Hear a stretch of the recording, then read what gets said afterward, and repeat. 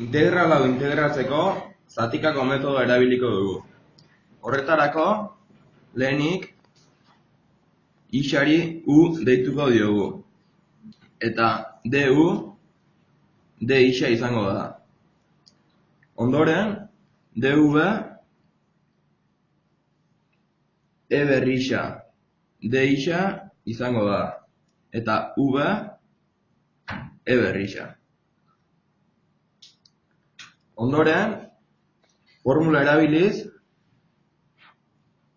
isa bider e berrisa, ken e berrisa, d isa geratuko zaigu.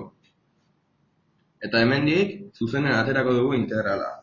Hau da, isa e berrisa, ken e berrisa, gehi k. Eta hau txukunduz gero, e berrisa, isa ken bat, gehi k.